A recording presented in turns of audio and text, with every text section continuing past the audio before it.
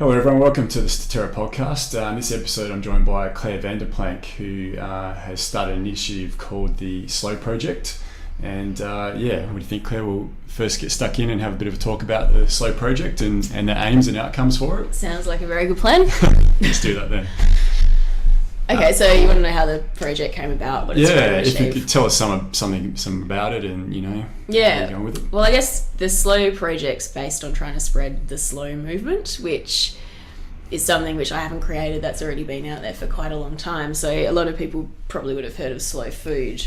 Was the first kind of slow with a capital S kind of thing that came about, where as a reaction to fast food, a guy in Italy just had the idea, well, what's the opposite of fast food? He'd observed that fast food culture was having a big impact on people and society, and also on the planet in terms of the production practices that occurred to support the fast food industry.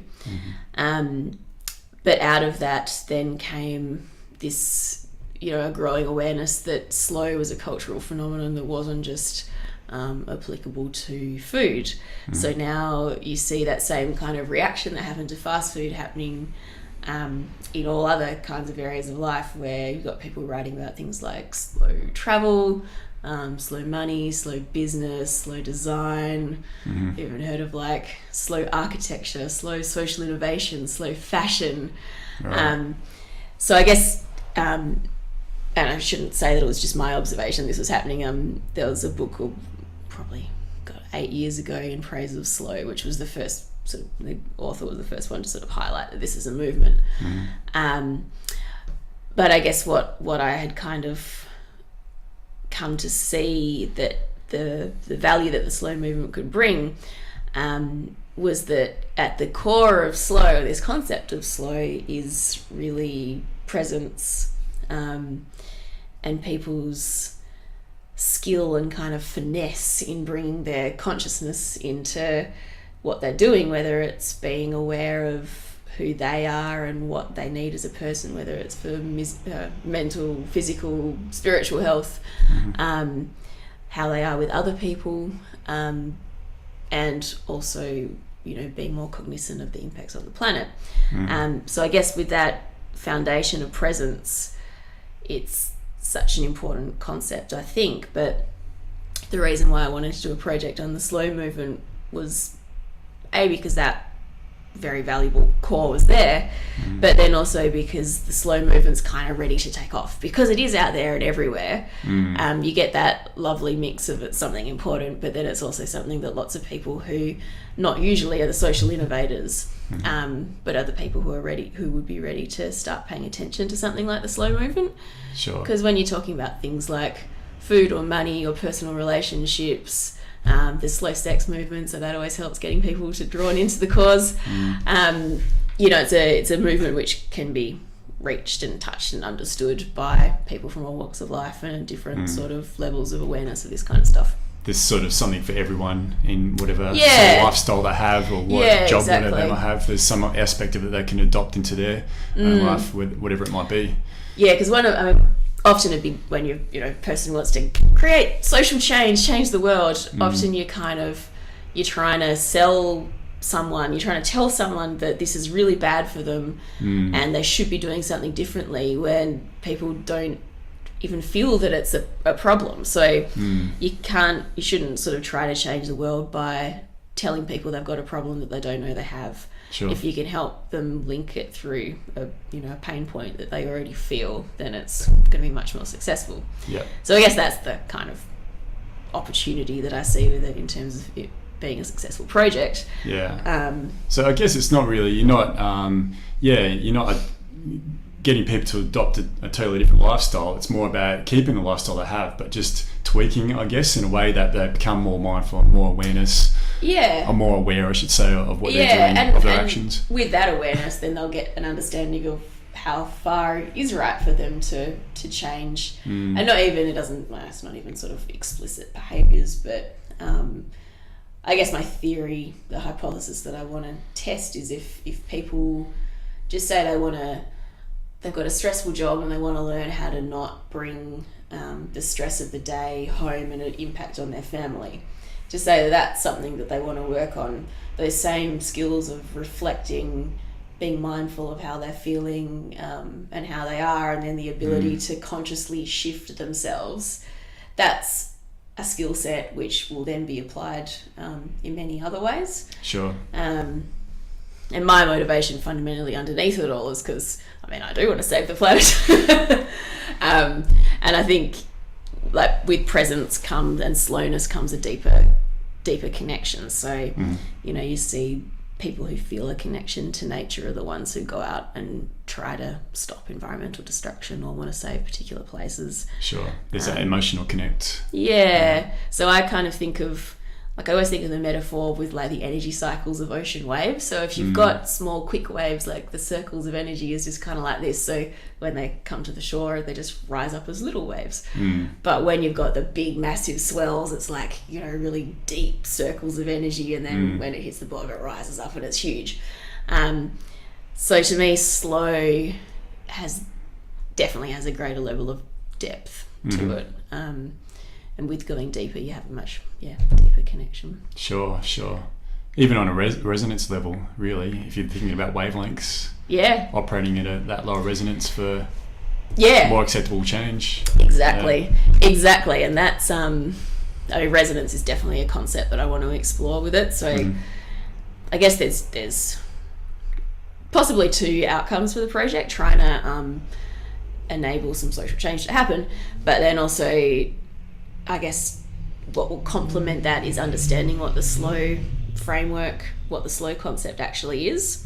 And that's, I think, a piece of the puzzle that's missing so far. Like you get a lot of blogs with slow this, that, or the other. Yeah. But unpack that and what's beneath it. You know, I've got my theory of that it's presence and mindfulness and linked to natural rhythms and cycles and concepts like resonance. And, you know, if I could draw a little concept map and link a few of the things together, but I want to go out there now and test it. So resonance is a topic that I think is really important, because that's, you know, if I'm a change maker and I'm talking to you, if we were two particles and you were like this and I was like that, you know, we're not going to be resonating together. So I can't connect with you to then kind of have that bond to then shift you, or vice versa. Maybe I'll discover that I actually need to be shifted that way. Yeah, true.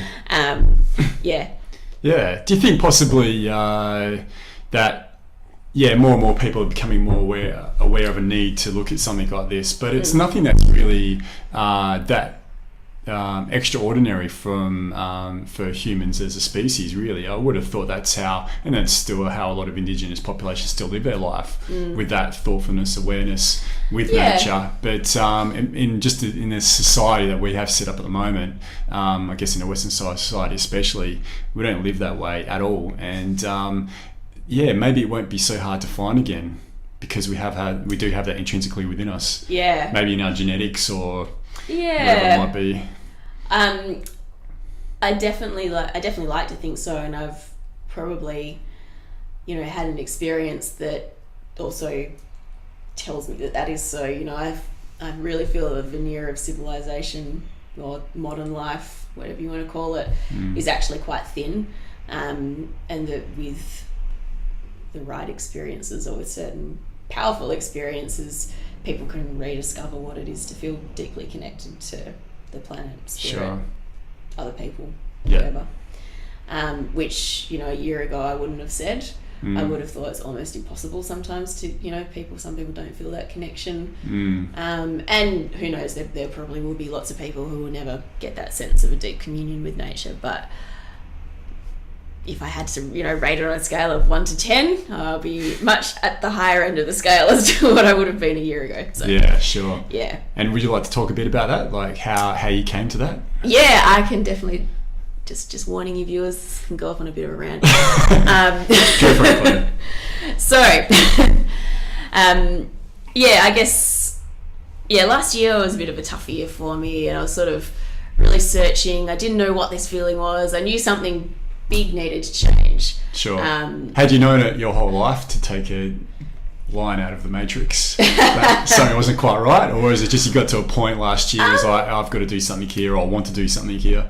Do you know, that's actually a really good question. I never really thought about that. I mean, I never would have, probably got to understand that feeling in different ways as life progressed, but I've always been restless and driven and never really felt like, you know, I started my career as an occupational therapist, and I knew that it was a worthwhile profession and committed to health promotion, but kind of always been searching for what's at the core. And I guess, you know, perhaps that process was reflected in me internally, and maybe it was one and the same journey. But yeah, I think last year kind of got, you know, shoved in my face a little bit, because I was like, wait, I really should be feeling really good and I should feel connected. And, you know, I was reading all these wonderful books comparing quantum physics to Buddhism, and I was like, intellectually I was getting this, how everything's interconnected. But I wasn't feeling it. I was probably feeling more disconnected than ever. So I think with that intention that I'd sort of put out there to close that gap, had this invitation sort of just pop up in my email one day to attend a retreat called Sacred Passage. Big shout out to Way of Nature Australia for organising it and bringing the dude over here. But essentially that was a 10-day retreat on Flinders Island, where 6 nights of that you spent alone out in the wilderness. So you had a couple of days of preparation training where you sort of learn a bit of meditation or qigong exercises, pretty much to help you along that path. But it's all about like a spiritual path through nature. So the guy who teaches it is sort of describes it as being all denominational, so it's not religious, but at the same time he spent decades, all of his life, basically 70 years, looking at this kind of stuff and studying with various different practices and traditions, and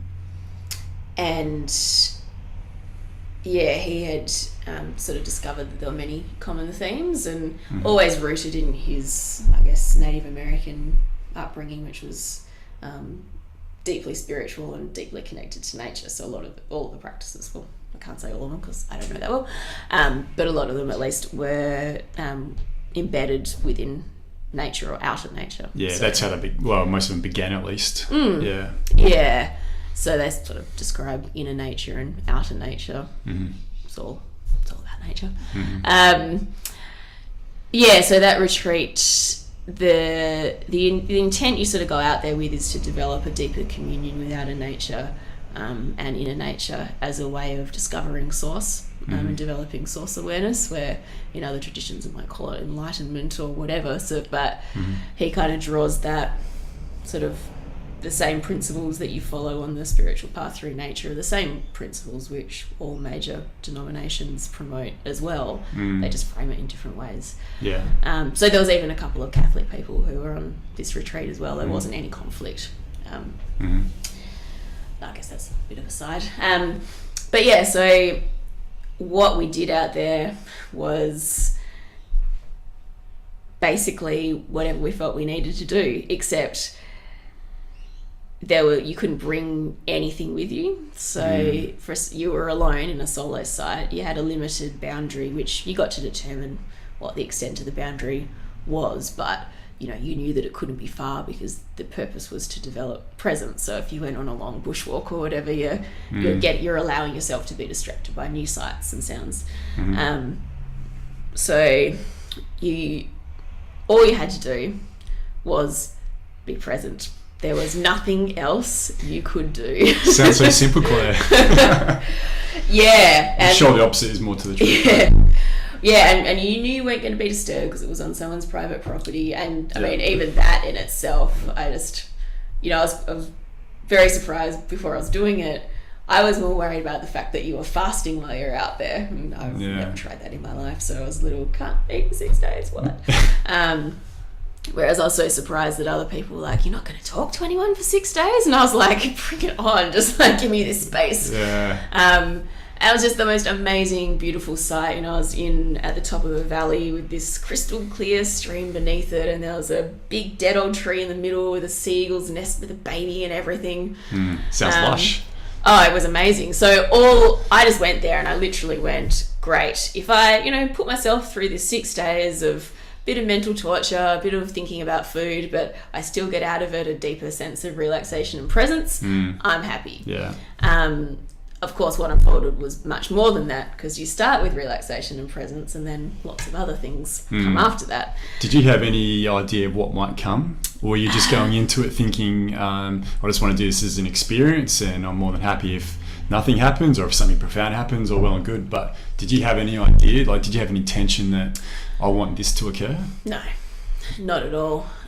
It all kind of took me by surprise. I mean, well, the one thing you could take out there was this guy's book. Right. Of course, I hadn't even read it by the time I went out there, so I didn't have any expectations. Sure.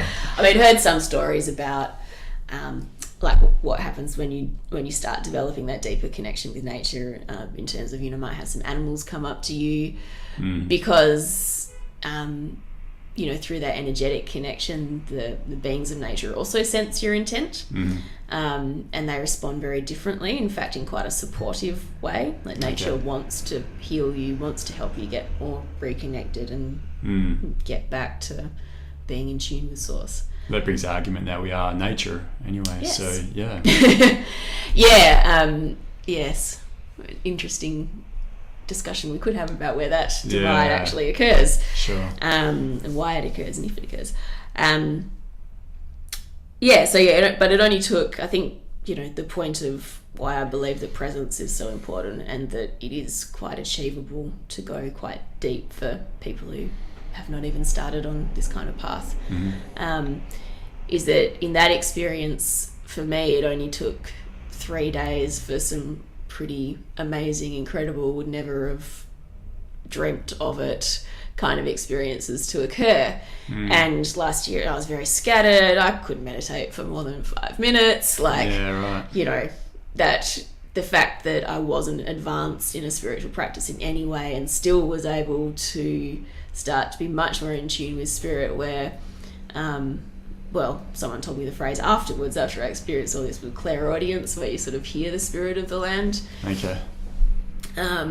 But also, I guess, just that sense of sort of heart opening during different meditation practices, and had a little totemic experience with a willy wagtail. Nice. And none of that, I mean, I wasn't trying to make it happen. Like, it wasn't like, I was wanting it so much that I had, hallucinated that this transfer of energy from this animal happened. Like, sure. I was kind of curious, and I was still pretty skeptical, but I was kind of like, and I guess you do it to entertain yourself as well, because you've got nothing else to do. Yeah. Whenever an animal was near, I was like, oh, is it talking to me? What's it trying to say? Exactly. Oh, you're just gonna wake now.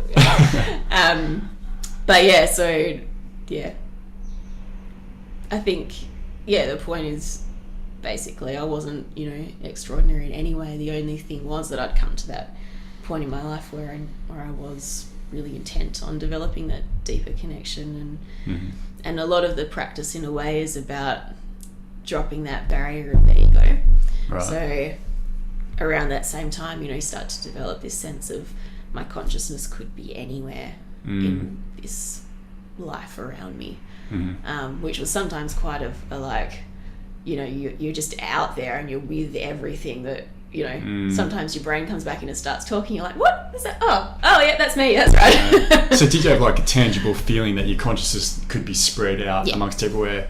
Yeah, right. Because generally we sort of regard our consciousness as just being between our ears here, but there's definitely thoughts being put forward that it's not. Graham Hancock has a theory that consciousness is everywhere, is all part of us, and really our brains are just like a TV antenna picking up in that consciousness. But you were able to get to that stage in that sort of space, I guess, that you were in, that you could sort of have a tangible belief of at least where your consciousness was, at least anyway. There was more than just between your two ears. Yeah, definitely. And whether that's your consciousness or just that refining of your senses, that you become your perceptions become able to see how interconnected everything is. Sure. So you're maybe picking up on the consciousness of the things around you, picking up on the consciousness of the animals, of the plants. Who knows? And it's including yourself into your consciousness. Who knows? I never thought of it that way. But yeah, that's quite a big possibility. I guess I had a long way to go with all the practices, and I'm still, trying to make that sort of thing a regular part of my life. But Sure. the value of creating that space for myself and going out there and, having that time and freedom to explore those things was fundamentally life-changing for me. I mean, when I came back, I could really feel the cells in my head just trying to reorientate themselves. It was like... Yeah, really. Cool. I mean, maybe that I just had a headache, I don't know. Sugar rushing to my head after finally being able to eat again. But it doesn't matter, does it? If you get an outcome out of it, no matter what it is. Oh, yeah. And it's a positive outcome, especially. So there was lessons about where you could go spiritually with that, but also lessons about how having that connection puts yourself at ease. Since then, I've felt much less restless in life. Not that I haven't been stressed. This year I wasn't really liking my job, and I was really stressed about that. But that sense of restlessness had gone and was replaced with this underlying, right, so what am I going to do about it now? Right. Now I've got this connection, how can I deepen it? How can I maybe use is not quite the right word, but how can I work from that to help be a positive force in the world and be the warrior of the open heart, as some people like to call it. Sure. And I'm sure, I don't doubt that, part of that deeper connection has stayed with me, even if the ability to practice 16 hours a day has.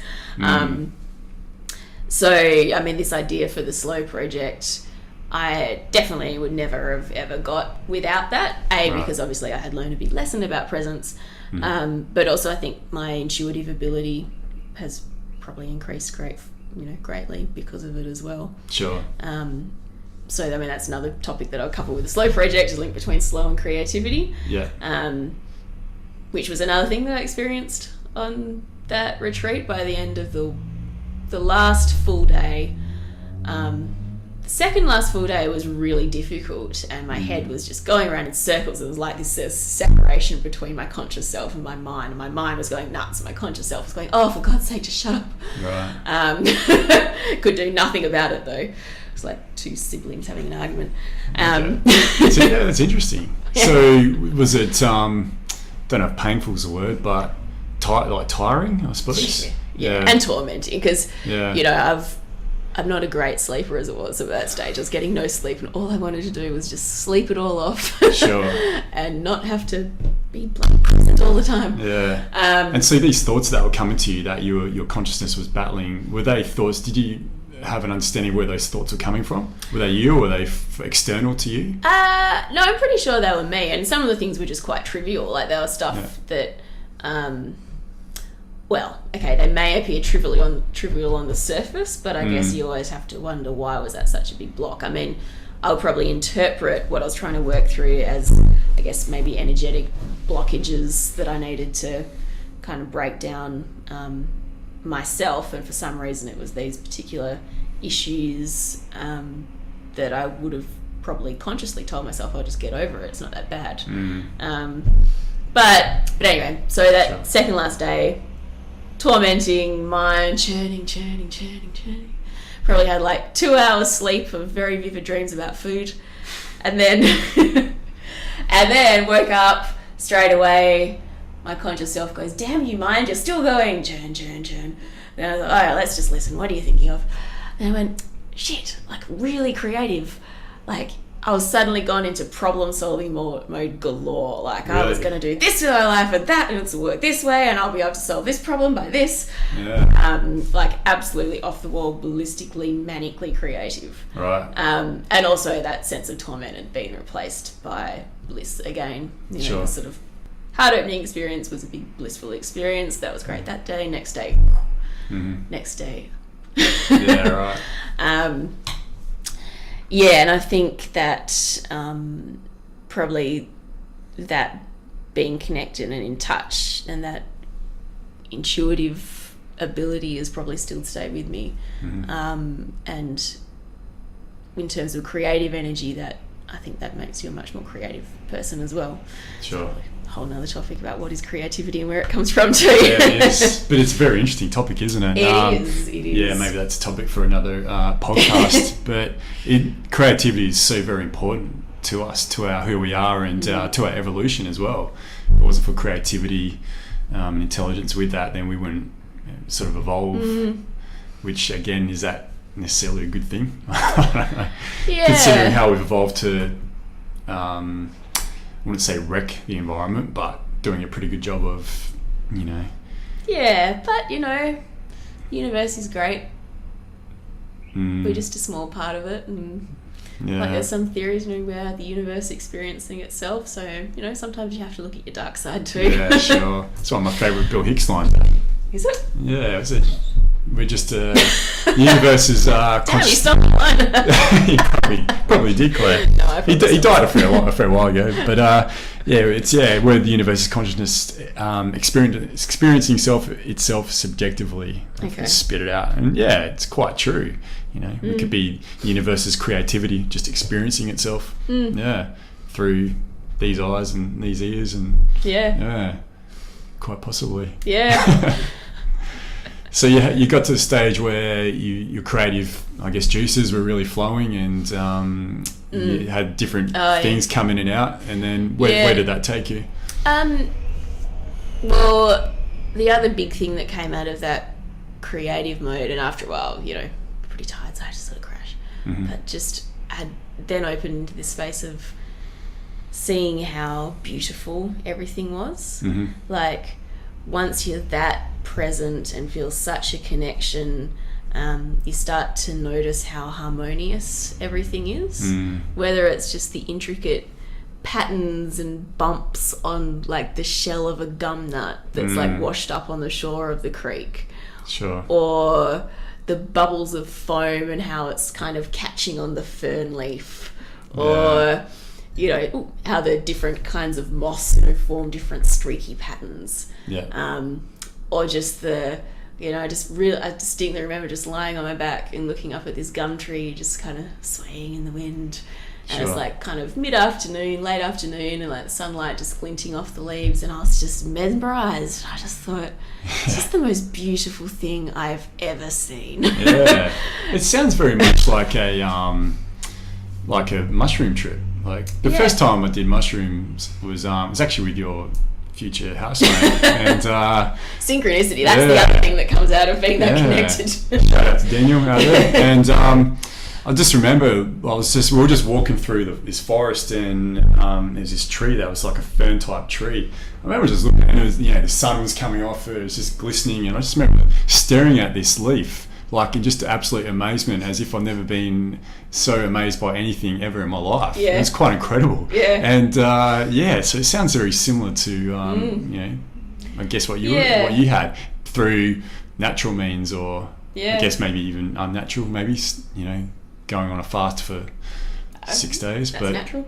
Yeah, I guess it is, isn't it? Yeah. Yeah, I guess. It's all natural. So are mushrooms, I believe. So, exactly. There you go. Yeah. I mean, there's even you ever heard about animals that go and seek out altered states of consciousness as well? There's a theory that's how a lot of those altered states of consciousness were developed by human beings, was watching animals eat certain plants and Yeah. combinations of plants, and then see them sort of trip out, I guess, and then I think, I might try that. Yeah. I mean, the one that always sticks in my head is elephants and eating amarula fruit. I've heard something about that, yeah. And then elephants, of course, they also display amazing other abilities with their consciousness and ability to sense things, like, how they grieve, but also like knowing that someone significant's going to die as well, and sort of going to find them. And and you think, well, they might not be humans, but they're definitely incredibly conscious and connected in a way that we don't understand. Well, maybe our ancestors understood. Maybe some people understand. Yeah, today, but we probably don't understand now. Sure. Yeah. Yes. Where do we go now? What were we talking about? Oh yeah, the creativity thing. Yeah, so you're discussing saying how the beauty that I saw after that. That's so right. It was solving my own problem. And that's the thing, like, you know, all the stuff that my brain was coming up with wasn't the solution that I've now gone with. But it kickstarts you on the journey. I mean, I get lots of ideas, most of them are crap, like, but you've got to be open to kind of seeing them, putting them up there, and then reflecting on them and tossing them around, looking at them from different angles. Don't pick up and go, that's a great idea. You kind of got to turn around and go, that's a... Sure. Yeah. Yeah. But yeah, I mean, I was blown away by when I had the inspiration for the Slow project. I knew, like, as soon as I heard this guy doing the talk about the slow movement, I straight away went, bam, that's it. That's what my next project's going to be about. Because it was right for me in many ways that was obvious to me then. But then my sort of next iteration of creativity was then, oh wait, hang on, I can't go and talk to people about slow because I'm not slow. So I got that stuck, damn it. But my intent was still, no, I'm going to do this. So this talk was after your experience on Fraser Island? Yeah. Okay. Yeah. So that was June this year. Right. Yeah. Was it a real light bulb moment? This is like, this is what I'm supposed to be doing, and this is what's going on. Yeah. Okay. Yeah, definitely. Yeah. And then the next day was, well, wait, I can't go and talk to people at slow. I went, okay, well, I'm just going to have to use my own transformation as part of it. So, okay, I'll do the slow experiments. Sure. That, I'll experiment on myself and hopefully a few others. Prototype workshops, interview people, that kind of thing. So kind of in the space of 2 days, I pretty much got the crux of the project. And in the 2 months following that, I'm still kind of unfolding as to how right that is for me to do. Right. So that sort of blast of intuition, which just felt like the universe just slapped me across the face. And the bits of my head were still exploding over that side for days afterwards, and I totally couldn't sleep. I guess I still seeing the nuances of what the project is, and some of it's quite scary, but ultimately that's sort of stuff that I have to that I want to do for myself as well. So it's this beautiful mix of doing things that sort of help me on my journey, as well as in my quest to help create some positive change too. Sure. I guess that's that analogy when you're on a flight somewhere, putting the gas mask on yourself first, or the oxygen mask I should say, on yourself first before you try and attempt to help other people. And that's very important, isn't it? I mean, and you're looking at it from a great approach. I think what can happen sometimes where people are looking for some sort of enlightenment or some sort of awareness, they'll go to people who might not necessarily have found it themselves, and who are really doing it and say they can do it just for a buck, but without really living that true path that they're sort of fostering and trying to put onto other people. And it's funny, I mean, that kind of philosophy of change starts from within. I guess, like, I remember when I was first becoming aware of what Buddhism was, but there was always a part, I've always been a feisty fighter, so there was always a part of me that was like, why would you go sit in a cave? Like, you need to be out there in the world changing shit out there. But of course I've since become a little older and wiser and realised the value of doing that. Well, it's a cliche thing, isn't it? Like happiness, love. If you don't have love for yourself, if you don't have happiness for yourself and finding that within, you'll never obtain it.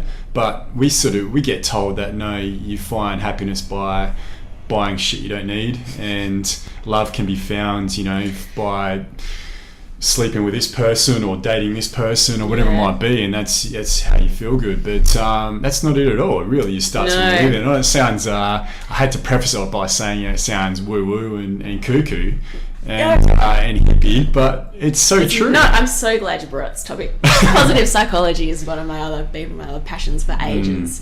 So, but are we conditioned to be afraid of saying that you might love yourself, or not of course in those ego terms, more in just a deep love for yourself, or you're happy? I wonder if that's... Well, I mean, there's many reasons. It's a very, very complex thing why our cultures come to sort of see what causes happiness in a certain way. But I think that kind of the negative reaction you'd get to that, love thyself sort of thing, is simply because, well, part of that disconnection issue that I've been talking about, reflective practice is really not part of our culture. So for the same reason that so many people came up to me and said, well, they're not going to talk to anyone for 6 days. People are so terrified to be alone with their own heads because we're not given the resources to learn how to do that and practice it in a safe way. I mean, it's a much more complex issue than that, of course, but I think our lack of reflective practices is a big part of it as well. Yeah. Can you elaborate on reflective practices? Well, your ability to look within and to take that downtime. Part of my motivation for the Slow Project is realizing that people just need and expect to be entertained 24 hours a day. Yeah. So when you're constantly just spinning your wheels on the surface and bouncing around and looking at that and just having information bombarded at you, you kind of, I don't know, it's like this sort of shell kind of forms just to protect you from that and keep you surviving in this hyper-connected, over-distracted world. Yeah. But I can see if I remember, someone was explaining like contemplative practices to me the other day as like an ability of loose coupling. So like loose coupling's an important concept for resilient systems where you can have bonds with other things that might be really important for an organism's survival at different point in time, but can also be the downfall of circumstances change. So resilient systems have the ability to couple with something and bond, but then to decouple when it's not required, so to avoid the whole system collapsing. Okay. And I should also mention that I'm fascinated with how different like systems and how systems work, operate at like individual and group and societal and any natural system level. Sure. It's got to be replicable. Yeah, sure. Fractal.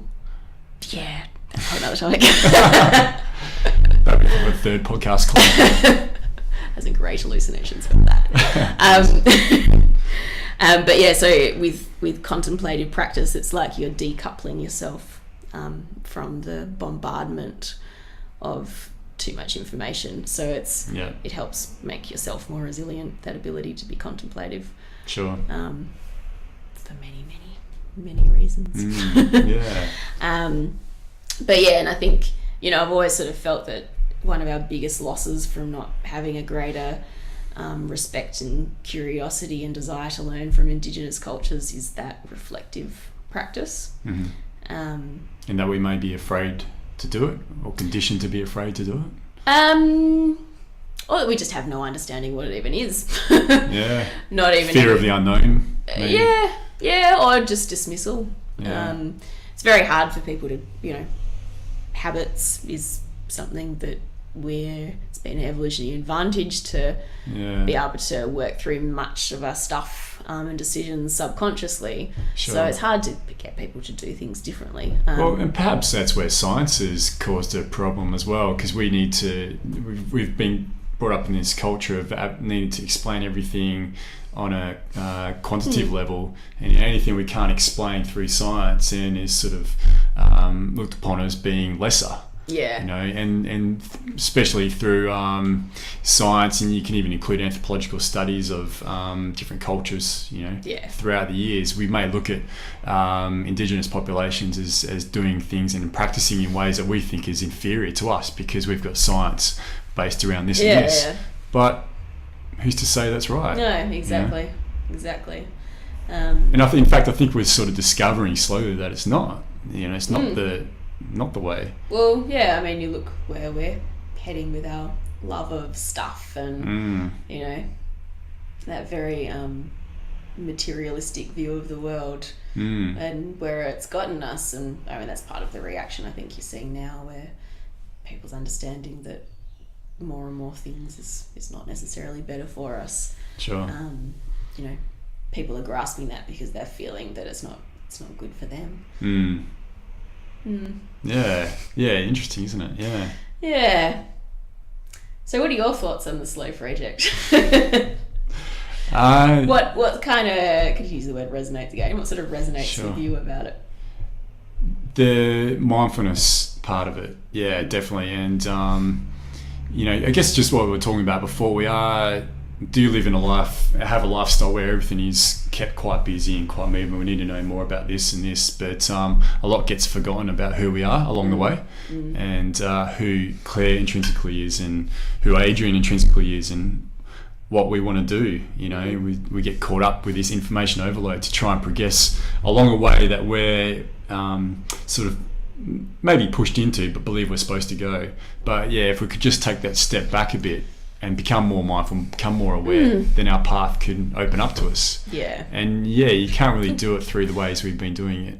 Yeah, exactly. And positive psychology, I think, is such an important part of that journey. So, yes, our love of scientific rigor, but that's the wonderful thing with positive psychology is bringing that gold standard, double-blind, randomized control trial mentality rigor that psychology pretty much pioneered. Yeah. And bringing that to the science of happiness, which sure is pretty amazing. So, the stuff they've done by, putting long, monks who've been practicing for many decades and achieved a really high level of spiritual development, putting them under MRI scans and little things, it's the small stuff that's really important too. Like one of the biggest positive psychology experiments that stick with me is Martin Seligman's. He had this sense that gratitude was really important in people's happiness. So he just got his uni students to, before they went to bed each night, write down 3 things that they were grateful for that day. Yeah. Did it for a certain amount of time, maybe 2 or 3 months. But they had a lasting impact on their happiness for like 6 months after that. Yeah, right. That's really cool. Yeah, and I recommend everyone tries it. It is amazing practice because when you go to write what you're grateful for, you can't frame it negatively. Like you cannot, to use the true sense of the word gratitude, go, well, I'm really glad that happened because she's a bitch. Like that is not the meaning of gratitude. Yeah, sure. And you kind of doesn't know work it that way. Yeah, so you find yourself kind of having to reframe.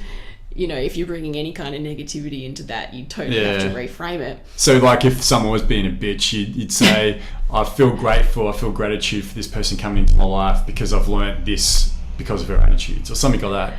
Yeah, you could. I usually took the easy way out and just would focus on something else. I'm really grateful for the amazing organic blue cheese I had for dinner. Sure. All those mulberries I got to pick today. Yeah, exactly. Literally, yeah. Yeah, no. So I guess sometimes, you do tackle the hard stuff as well. Like, okay, this stuff was difficult for me to do, but hey, I'm really glad I did it because, I learned X, Y, Z. So is this going to be a part of the Slow project? Positive psychology will definitely be a big part of it. Okay. What I'm going to do with the experiments. And if any of your listeners want to sign up to my newsletter so they know when the time is to get involved with this. Sure. I'll put a link up on the cast as well so people can have a look at it. Yeah. Well, my idea with the Slow experiments is, I've got some ideas of what I might do, and there's probably some stuff I'll definitely do just because I want to do it like to myself, but for myself. Yeah. But there's other stuff which, I guess I want the project to be successful. So I need to know what other people want to know about and what they're curious in. So curious about. So while I'm developing the experiment phase, I'll be putting out like online tools to like get people's ideas and build it into a mind map, and so I get a sense of what are the most interesting topics for people to cover, so that I can sort of handpick the most kind of the things that are going to be the best in terms of resonating with people and getting them interested and connecting them to the slow movement. Yeah. Yeah.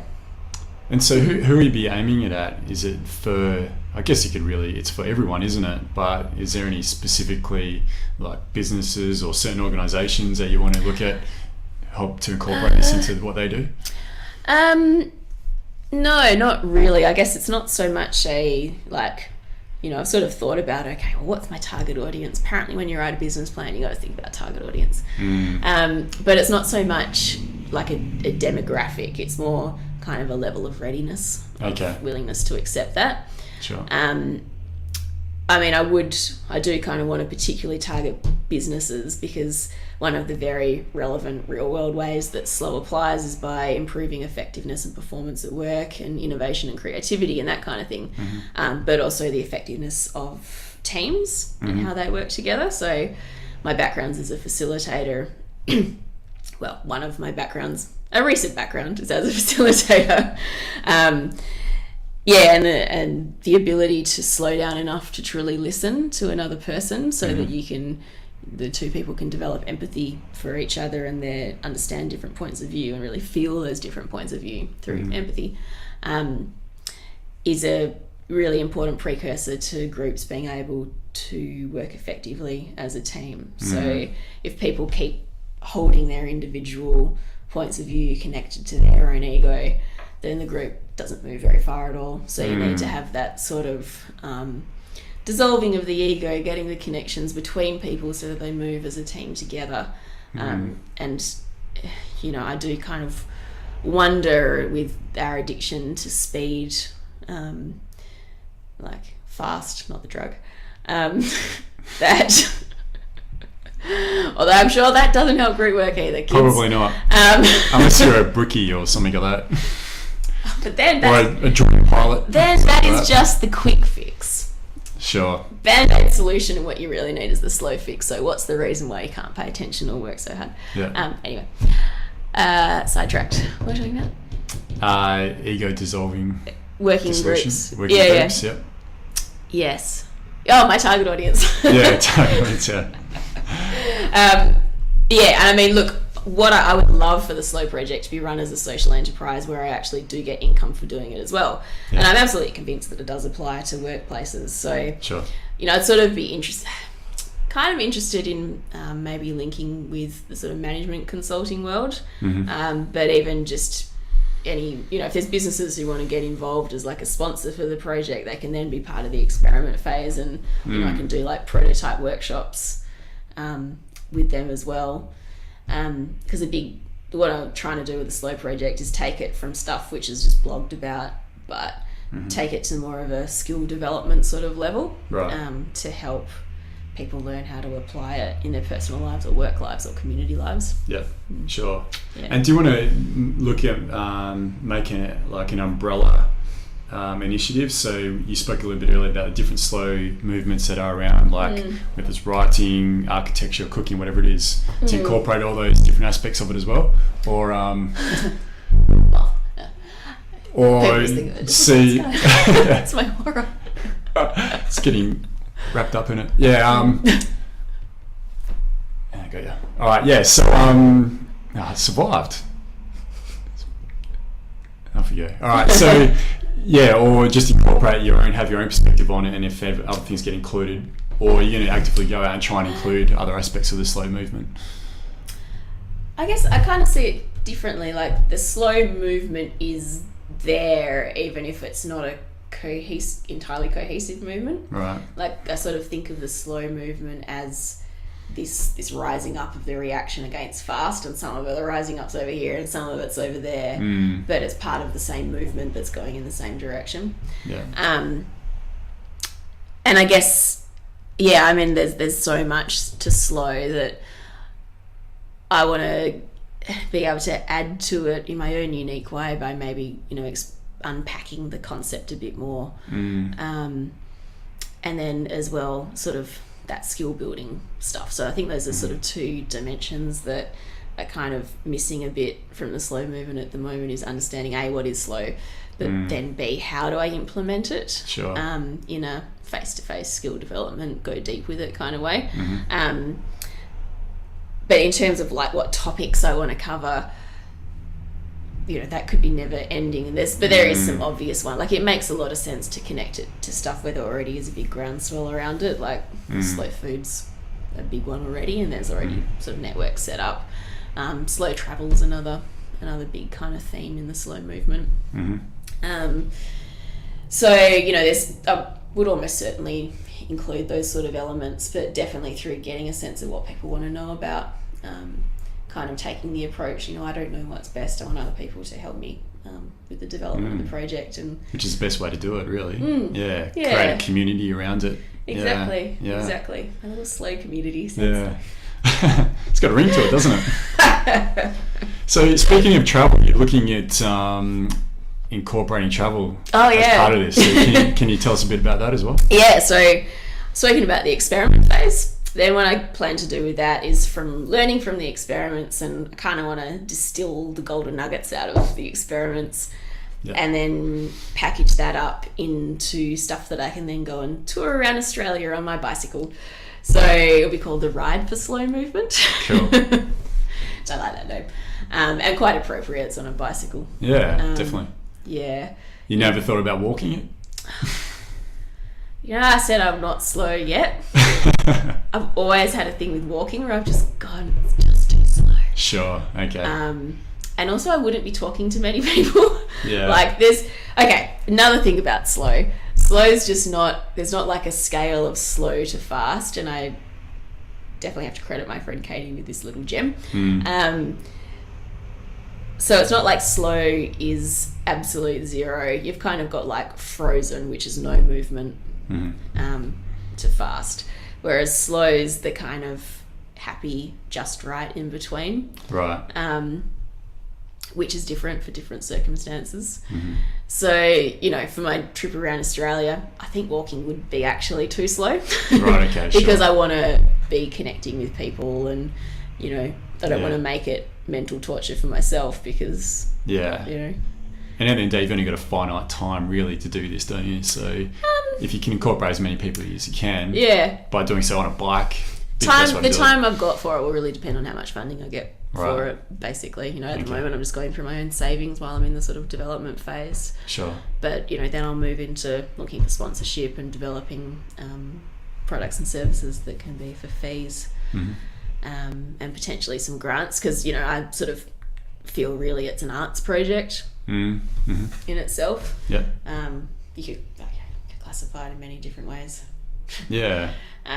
But so there could potentially be some sources of funding, but it's always difficult when you got one of those kind of ideas that don't fit neatly in any box. You never find the right box. But I think people who philanthropic organisations are getting much greater awareness of that they need to be less prescriptive with their grants if they want people to do something truly innovative. Yeah, sure. Yeah. Speaking of which, have you heard what old Twiggy Forrester did for universities in Western Australia last week? Donated $65 million. Really? Yeah, to universities. So maybe we should hit him up, Claire. He's obviously feeling generous at the moment. Go and see what he has to say. $65 million. Yeah, if anyone's got his number. Yeah. Oh, I'm sure he's probably watching this, so, he'll probably contact you. Yeah. Yeah.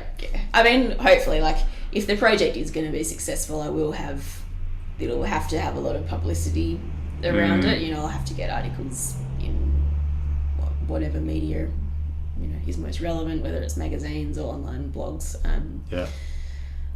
But especially for the Ride for Slow movement, because, how on earth are people going to know that I'm coming to their town if it's not in the media? So, sure. That links nicely to sponsorship, because, sponsors want exposure, and exposure is crucial to the success of the project. So, sure. If it's going to be a thing, it's going to be all of those things. It goes hand in hand, doesn't it? Yeah. And so you'll look at, depending on funds, you'll sort of decide on how you're going to approach the ride around Australia.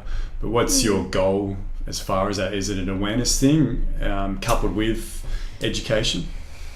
Yeah, you probably hit the nail on the head. Okay. Yeah, I mean, I guess before I kind of had that inspiration for the Slow project, I was looking for something that I could do while cycling around Australia. So I've previously done a social change project on a bicycle before. Learn a lot of lessons about what to do, what not to do. And even a few other people had reinforced to me, if you want to really have a lasting impact, you need to connect people to something greater than yourself. Which was true. I'm really passionate about facilitating groups to help groups do their best thinking, and tackle complex problems and face uncertainty rather than run away from it. The world would living in more and more complex, more and more uncertain, more and more interconnected, so people need to work together. So I felt that maybe I could go and help sort of groups in regional areas develop skills around that kind of thing. But then I was like, really, if I ride through a town, do a half-day workshop, a full-day workshop, even a multi-day workshop, is it really going to change stuff? So I really had that sitting in my head, find something greater than yourself to link people to. So hopefully by, the awareness raising thing won't just be a awareness of one issue and then it's in someone's consciousness and then it goes. Hopefully, it can raise awareness, connect people to the movement, and then they can go on to explore what's in the slow movement for themselves, what topics they're most interested in. Sure. Just spark something within them first. Yeah, exactly. Yeah. Exactly. Like, well, if I can bring mindfulness practice and I can learn some positivity resonance techniques to improve my relationships with other people, then what might I be able to do with using mindfulness in, I don't know, what am I, gardening, whatever. Which is, it's kind of my change theory really, is that once people get a little taste for it, they'll kind of want more. I think so. Yeah, because it's something fresh, isn't it, really? It's something totally against how we've been conditioned to operate, really. So I think so, yeah. And it's just, it's not going to resonate with everyone. Yeah. But with others, it'll be, oh, wow, this is exactly what I need now. So just to try and include as many people in that awareness aspect of it, then pick out who's ready, Yeah, and it was funny, like part of one of my, telling people how I came up with the idea, like I was always I was never like it's a sign from the universe kind of person. Like I always hate that shit. Like, it's not, it's just random. But now I'm pretty sure that the universe was just giving me a few big slaps across the face. Like, right before I was deciding to quit my job to do the project, I was doing some defensive driver training, which was targeted at people going to work in the mines. And I was sitting there with a bunch of burly blokes, real ochre Australians, and I was kind of just had a moment of, are these guys going to want to hear about, like, stuff which helps them learn about mindfulness and that kind of thing? Starting to get a bit of a what was I thinking sort of moment. But then went into the lunchroom and there was like a poster on the board that was slow down and enjoy the ride, which was from the guy who had written about the slow movement. Claire Adam. Hi. The guy who wrote in praise of slow had come over to WA and worked with the Office of Road Safety on the Slow Down Enjoy the Ride campaign, which was, I think, and someone might correct me, but it was premised on the type of people who don't speed are the type of people who like to be mindful and enjoy the ride. So it wasn't trying to tell people don't speed, it was trying to sell them the value of being slow. Sure, okay. But not, the potential crawling along it. slow, but like what happens when you're not stressed and anxious when you're driving, and because really the benefit of speeding, you don't get anywhere any faster basically none of the time when you're in a city centre. So what are you speeding for? You might as well kind of go, oh well, I'm stuck in traffic, but look at that tree. Sure. Which brings about more contentment as well, I would have thought, to the individual. Exactly. It's amazing. I think that concept of being able to reframe things is something that could really catch on. Reframe your approach to how you go about your life. Sure, definitely. Would you like to speak about the trip you made in South America? You sort of touched on that with the project you did beforehand. Sure. Can you tell us a bit about that? So a few years ago, my thing at the time was when I was just kind of starting to learn about social enterprise, and actually before that even, it was when I started studying health promotion and had heard that social capital was a thing. Can you explain social capital to us? So I guess a lot of people heard of financial capital, pretty much anyone would. So if you think capital, you think financial. But then it just got brought to my attention that there's many other forms of capital, natural capital or environmental capital. Social capital in particular is a really important thing for health promotion. But fundamental to, like, when I saw the research on social capital and how it was linked to crime rates and physical health and everything. Mental health. Yeah. It's basically fundamental to the functioning of a society and its ability to tackle other problems as well. So, I thought, well, man, I'm interested in this stuff, and that was the first I ever heard about it. So I got kind of hooked on the idea of, spreading social capital, helping people have a conversation. If you can't sit down at dinner with a friend and use the term social capital in a sentence, how are we ever going to explore it and toss it around and understand if it's something that's good for us or not? Sure. You need to be able to debate stuff. Yeah. So I just thought, all right, I want to try to spread that. Yeah. How would you define social capital in your terms? What is social capital to you? There's many ways of describing it, and it's pretty broad, isn't it? Yeah, I mean, I kind of, it's not the same as social cohesiveness, but it is kind of the value that people get from living in a community. So if it's a community where it's really torn apart at the seams and there's like intergenerational trauma and crime and lots of conflict, then the social capital is pretty low because people aren't getting as much value from being as part of that society as they would from being, even with the same people but in a different circumstance, where people are able to trust each other. Trust is a really, really crucial part of it. Sure. Because once you've got trust, you can work on stuff together, even the hard stuff.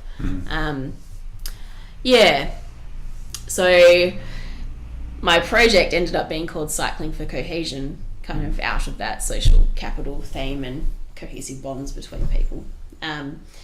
So I was very, and still, a big believer in the power of stories to create change. So long ago, I'd realised that just telling people what was what is not ever going to work. But stories are how we're hardwired to learn from back in the days sitting around a campfire. So you need that emotive response to get people to get hooked into something, and it sort of then imprints itself in their mind.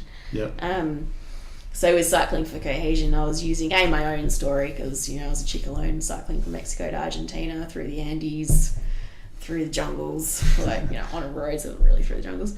But then also linking up with other people on the way and interviewing them about pretty much anything to make the world a better place, because I really wanted to bust that myth that, to do good for the world, you've got to go and live in some shithole town and dish out soup. Like, if that's your thing, do it. Yeah. Someone's probably got to. Yeah. It's a whole living off the grid mentality, getting right out of this system to try and change it, but it doesn't necessarily work. Yeah, no, wow. And I mean, look, the people who are getting fed, very grateful. Yeah. But, there are many other ways to make a difference, and even if I was looking at it from a purpose of life kind of thing, you've got to, this is awesome paradox with happiness as well, you've got to follow who you are. First you've got to be able to know how to understand who you are as well, but if you're going to try and make change in the world, then you got to use your own personal strengths and interests and passions, because that's what makes you happy. Sure. You might say, that person's doing really great for the world, I'll just copy them. Yeah. And you might have results for a short period of time, but then it gets back to feeling like it's you as a unique person, and what the gifts that you've got, that's what making a difference, or is it just following a recipe? And that's the paradox, is like the stuff that makes you happy is the same stuff that makes the world a better place. So I was like, wow, why don't we get this? Sounds so simple, doesn't it? I know, it's so simple, but it's hard to achieve. Yeah. So I was going around and I talked to people who are making documentaries about sugarcane workers in Nicaragua who are getting poisoned by all the chemicals they're being forced to put on the crops and dying at the age of 40 from kidney disease. Sure. you know, and he would go through pretty hard, like, you know, he had one of his drivers murdered at one point in time, and oh really? Yeah. you know, some pretty hardcore stuff, but ultimately as well was doing a great job at getting some awareness out there. Yeah. Or people who had set up their own kind of social enterprise, not that they even called it that way, like a ecotourism kind of businesses in Costa Rica that, you know, helped skill up local people to be able to then go on and run their own sort of tourism businesses. So they had that, you know, philosophy of giving back to the, you know, do no harm and then give back some more kind of mentality. So just trying to prove that by trying to become in tune with your passions and your values, and then finding a way to use that in what you do to do, you know, get by yourself, but then also make the world a better place. You're going to be happy for it, and the world's going to be better for it. Yeah. And with those stories, then write about and help people understand concepts like social capital, social enterprise, active citizenship, that kind of stuff. Yeah. Yeah. So no, cycling for cohesion, eventually, one of my lessons was think about this for a very long period of time before you're going to do it. Because I was still trying to work out exactly what the project was about. I started off with social capital, but then I was just gravitating to focusing on active citizenship. So, you know, kind of basically I wanted to get people up and off their ass and doing things, please. Once again, you can't tell them. So then I was like, okay, well,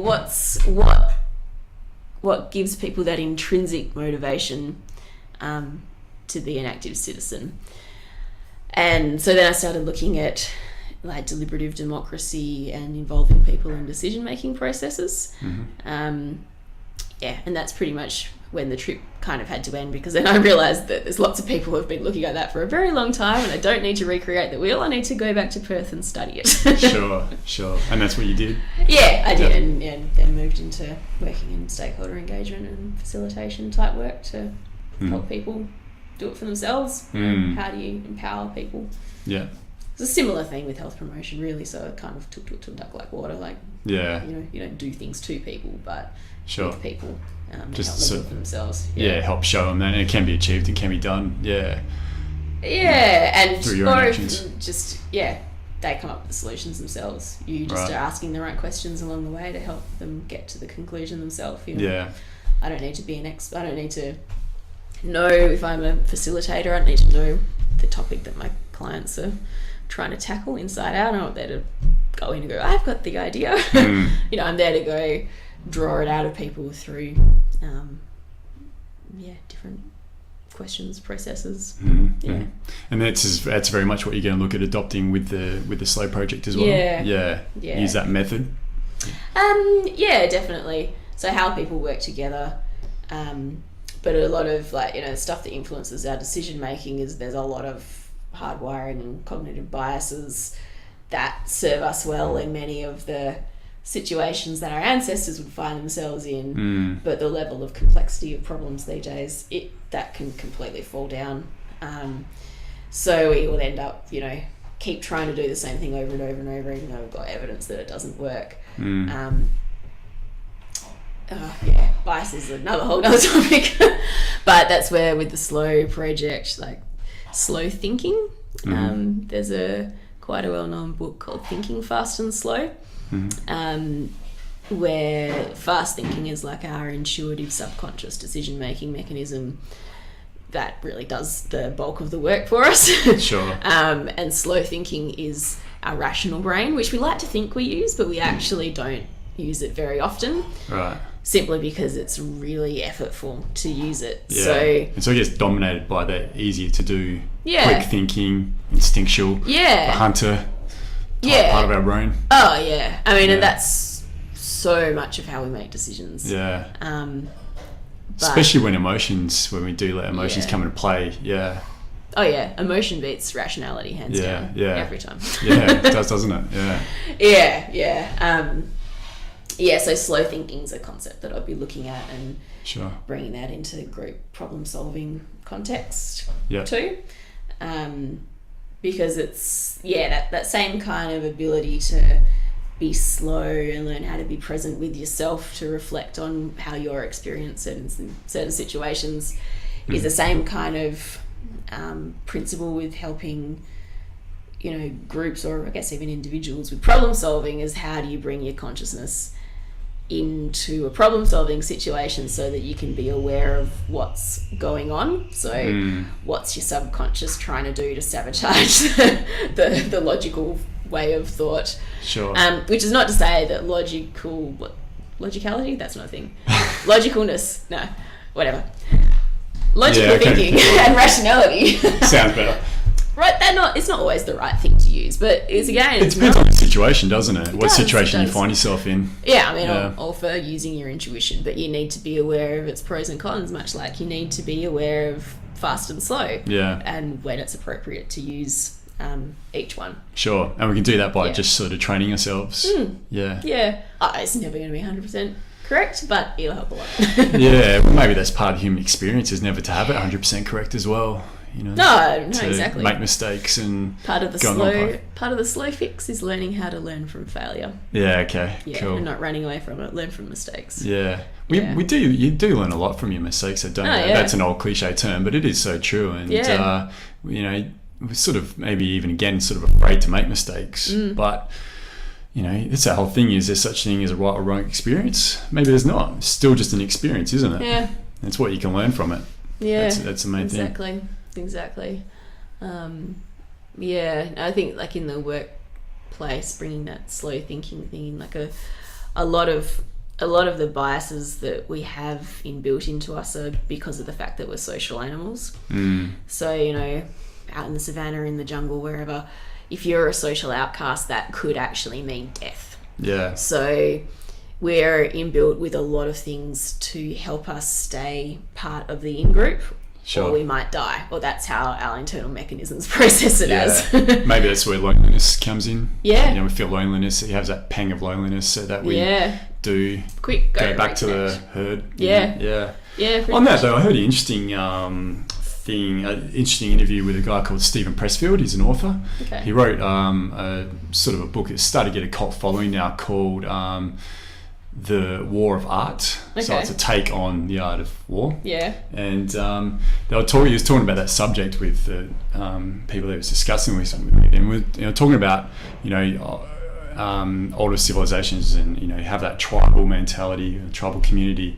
But he was like, yeah, I mean, that sounds good, but sometimes fuck that. Sometimes I just want to be on my own. Sometimes I want to just be on my own and not have to worry about thinking about anyone else. And that's the ability that city living gives us. Yeah. A lot of people, we talk about sort of the isolation that comes with city living, and that is true, and there is disconnect. But because of that, we do get an opportunity to be on our own now as well, more so than, previously, where everyone knew everyone's business, and still sort of happens in country towns as well. And small communities. But interestingly, I mean, that guy's example was from tribal living, but then you look at so many of the ceremonial practices, sacred practices, which involve people going out on their own as well. Like initiations and things like that. Yeah. I mean, and it didn't just happen once in their life, but that was a regular thing that people did. So I definitely think that it's not that they didn't have an appreciation of the value of being alone. I'm probably quite certain that they had a much more nuanced understanding quite of the value of being alone and the value of being with the tribe. Quite possibly. So doing things like you did on Fraser Island and having that as a regular occurrence. So we don't do that, do we? No. At all. No, I mean, you got your stereotypes like the man shed and man cave, that's what it is. People running off and taking trips, going travelling, that kind of thing. Yeah. We've got our own versions of it, but I don't think we've got the same level of sophistication in knowing how to link those kind of alone times with purpose. How we can incorporate it into our day to day when we finished with that period of time. Maybe do we have to though? I mean, maybe those lessons are just there ingrained with us and they'll come out when they need to, and possibly heard a good theory on traveling, and it's so simple and it makes sense. I didn't know what I think of before, but traveling is that in that state where you can just be present in that moment. You're not thinking about the past, you're not thinking about the future, and we don't really get an opportunity to do that too often. That's why people are drawn to traveling. True. I think a lot of people are. See you, mate. Yeah, and I think, I don't know, when you go travelling, you meet many different kinds of travellers, and there's plenty of people that are not necessarily seeing a higher meaning to it all. Sure, they just want to go get pissed and in another take place. lots of drugs, yeah. Yeah, and I mean, that's... Which is alright too. Yeah, and along the way, they'll no doubt have unplanned experiences which will help them too. But bringing some kind of intention to doing that kind of thing completely transforms the process. So they might have some accidental experiences which will evolve them as a person and help them mature and grow. But I think people who have an intent behind when they go off and do that kind of thing, probably go much deeper. Yeah, sure. Yeah, I had traveling and doing on my own was really, I prefer it doing it on my own, and it just allows for more opportunities to open up to you, meet different people and experience different things. And if it wasn't for traveling, I wouldn't be the person I am today. There's no doubt about it. And the experiences that I've had and I'm going to continue to have, like I'm going to Peru in a few weeks' time, and if it wasn't for being in York 2 years ago, then I probably wouldn't be going to Peru in a few weeks' time, which it's a detailed story, too hard to get into at the moment, but it's put me on my life's path, and it's a path I know I need to be on. I'm there to go on, and I just can't recommend it highly enough to people out there, especially when you're younger as well, to travel, to really find out more about yourself and the possibilities that are out there as well. I think it's all about getting yourself out of your comfort zone, isn't it? And I guess, massive thing. Yeah, getting out of your comfort zone. Going traveling and going to Bali to get pissed is not much of a leap in terms of comfort zone area. The walls might look different, but it's still a bar. Yeah. Or your lounge room or whatever it might be. Yeah. And for some people, that might be way outside their comfort zone, and so they may actually grow massively from going to Bali. Sure, which is good. Exactly. Yeah. But I guess you probably need to put some thought into what's the right place for me to go. How much is it going to stretch me? Even do I want to be stretched? If you're really stressed out and burnt out from work, you might not want to go on a really stressful holiday. Sure. Yeah, that week on a tropical island somewhere is probably exactly what you need. Just go and meditate, look at the water. Yeah. What did I say? Yeah. So stepping out of your comfort zone, it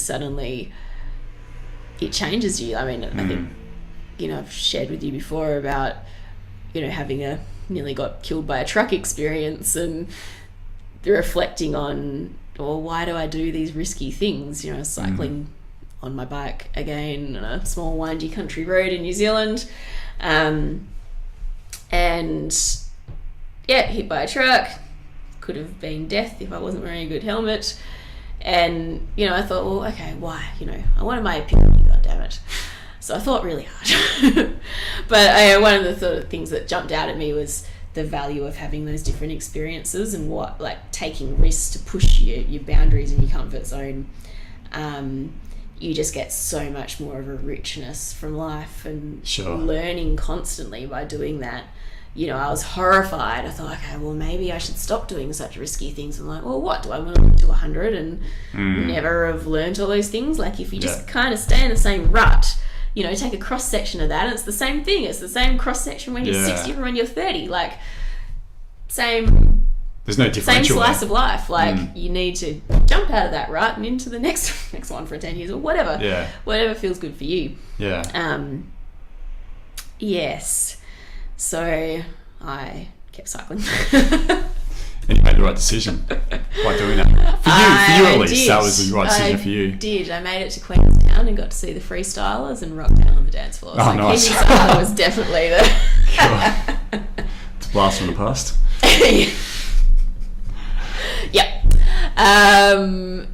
Yeah. Because we live in a very, I guess... One of the arguments for why our modern world is better is because we live longer. But a lot of that comes from a very, obviously it comes from medical advances and that kind of thing, but in the sort of safety, don't take risk mentality. worries me sometimes. Yeah. Fear of taking risks will do you harm. Yeah, sure. Maybe you won't do you physical harm, but it will do you spiritual, soulful, mental harm. Yeah, definitely it will, and I think that's something that we need to. Maybe we've progressed too far with that. People are starting to want to rebound from that sort of molly-cold, frame of mind that we've had. Adventure sports. Yeah. Is crazy. Like, they're pushing themselves further and further, aren't they? There's people who will go, well, if I die doing this, so what? Yeah. It's what I love. Sure. And it, other people look at that and go, whoa, really? They must be crazy. But when I was doing that reflection on why you take risks, I was thinking, well, what's the value that those people give society as well? Like, if, what I was saying before about like people following their passions, well, if your passion is to do some extreme sport, maybe that's not just self-interest. Like, maybe actually your gift of willing to take risks and the energy that you have and doing that kind of stuff is actually helping society in a way by helping people understand where a boundary may actually be. Like, we may think it's here, but other people think it's there, and it might cause people to go, oh, maybe there's another way I could live that way. Like, I'm really passionate about rock climbing now. There are some places I'm never going to try climbing ever. Sure. But me even just going to a local spot which is reasonably safe, it gives me the opportunity to go, I feel scared about this next move, but no, I said to myself, I can do it. Stop, reassess. That pushes my comfort zone, and feel I get a lot from it. Yeah, definitely. Yeah, there's a reward mechanism that we all have as human beings, that when we progress ourselves further and further on an individual basis, obviously, we get that feeling of accomplishment, and it feels good. It feels rewarding. But like you said, there's definitely on a macro level, there's a greater purpose to that. Yeah. You can even call it an evolutionary purpose to it. Which is quite important. So how much is our evolution being stymied by this? Risk aversion that we have at the moment, I would have thought quite a bit. Yeah, I think it's where survival of the fittest comes in, which is probably not very PC to talk about. No, we've spoken about that before on this podcast. Oh, really? Yes, feel free. But there is that some, and one of my favourite thinkers, Joe Rogan, he was talking about someone who, every now and again you get someone who jumps off a building because they took LSD. Yeah. And it's like, well, good. It's like, maybe it's just one less idiot, Yeah. You can look at it that way. But you're not supposed to say things like that, but it's true, Yeah. If someone falls by the wayside because of out of stupidity, then, Yeah, like, I get really annoyed at, like, the little red crosswalk man that tells you not to cross the road. Yeah. Because it's not just like, oh, I find it insulting because I can look for myself, but it's like training people to not think. Yeah, to be lazy. Yeah. And it's not even deliberate laziness. It's like, it's not saying be lazy. It's saying follow my instructions, don't think for yourself. Sure. So without people,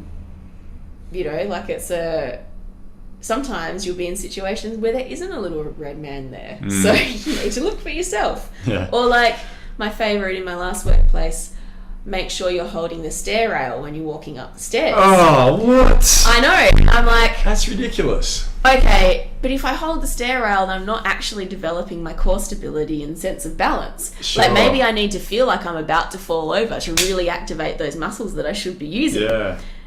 And then I'm less likely to injure myself in the future. That's ridiculous. Oh, it's everywhere. Oh, God. I've never had to work something like that, fortunately. Yeah. But I'm sure, it does go on. Oh, yeah. And I think, like I was saying before about, smaller situations being a metaphor for bigger things because the patterns just replicate themselves. I think that, that safety mentality and, the safe life for us is get a decent career, buy a house, car, boat, jet ski, nuclear family with a picket fence kind of thing. So you might be following that safe rut because what society tells you to do is safe. because we need to follow social norms to fit into our social groups. Sure. And if we are an outcast, we die. So all that kind of, the hard wiring around social belonging totally comes into, I think where we've gone now with risk taking. Definitely. And wanting to do something different. Yeah, sure. Yeah. So I really, like, nowadays when I see someone being themselves, like, sometimes it really stops me and I think, oh, that's really beautiful. Yeah, definitely. There's something to be admired about that. Yeah. Doing something like quitting their job and doing something completely different, or I was even just thinking of, like, seeing people dancing like an idiot. Sure. Yeah, which is great too. Yeah, I know, because I think, well, there's so much pressure to conform.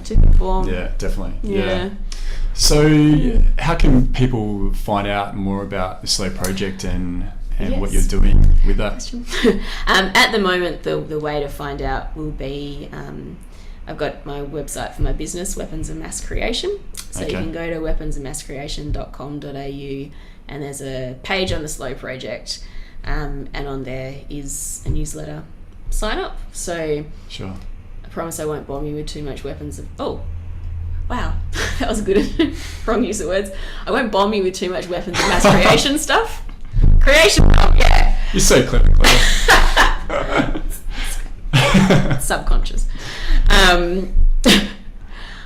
The newsletter will be dedicated more towards the Slow Project now, because my goal is to not have to focus too much on Weapons of Mass Creation as a business, but focus on building the Slow Project as a social enterprise. Yeah. So, you can sign up to that newsletter. Yeah. Maybe even by the time this podcast goes out, I'll build a Facebook page called the Slow Project. So, sure. What I want to do with the Facebook page is use that as a way to start asking people questions and getting their ideas on stuff. Yeah. So to help, build the community around the project. Sure. So, you're just become a facilitator for it, I guess. Yeah.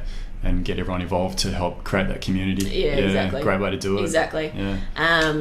What else? Oh, if you're a change maker kind of person, on the 1st of November at Space Cubed in town, I'm doing a little talk on what the slow movement's offering to change makers. Sure. Once again, I'll be asking you lots of questions. Yeah. So, yeah. That's the 1st of November? 1st of November. Friday the 1st of November. Yep. So get off work early or just claim free PD. It's free. Sure. And then I think on Friday the 8th of November, the week following, in Fremantle, I'll be doing an event on the power of music to create change. So cool. It's going to be an open space discussion where anyone who feels passionate about that topic can come along. I think what I'm going to call it, like a soulful sundowner or something like that. Nice. So you get to have good conversation, a little bit of intellectual stimulation. Like basically, I'll sort of present the slow concept and then describe how music embodies some of those conceptual ideas. Yep. But then really it's up to people to discuss what they want. So open space operates where people can offer up potential discussion topics, and the group gets to self-organise to where they want to be and where they think they'll contribute most. Sure. So very, very keen to... I know I've got my own personal stories about how music's changed my life, but I'm really keen to hear what other people's experience have been and also how they interpret that. So what's actually been going on for that to have such a profound effect on them. Yeah, okay, nice. No, sounds good. So that's on the Weapons Mass Creation website. I've got an events section too. So okay. Find out about that. All right, no, that sounds good, Claire. Yeah. Nice. All right, well, we might wrap up there. I think sounds good. Definitely you want to get you back because you've also a part of another big initiative. You're a director for the Freo Wind Farm. Cooperative, yep. Yep. So, I mean, we don't have to talk too much about that at the moment, but briefly, it's really just look at using wind turbine energy. Yep. And incorporating that into our energy grid. Yeah. And so that's sort of moving on at the moment. But I'd like to get you back again and have a bit more talk about that. About obviously the environmental side of it, but you also spoke yesterday about the social aspect of it as well, which is quite interesting. Yeah. So, social enterprise, my passion. Yeah, very interesting field, that's for sure. Yeah. Okay. Well, thanks very much for coming and having a chat to me, Claire. Thank you for listening. Yeah, and we'll get you back again when Cool. you can. Yeah, that'd be great. Great. All right. Well, thanks very much, everyone. And if you have any questions, please again don't hesitate to write in or email. I guess the best way, Facebook too, and you can get a hold of Claire as well. Yeah. Through what's the website again? If you can. weaponsmasscreation.com.au. All right, excellent. And then they can contact you if they've got any, snippets of nuggets of information. Yeah, or just like spam all over the bottom of the YouTube clip. Yeah, cool. We'll do that. Right there. Yes. All right. So thanks very much again, everyone, and we'll see you next time.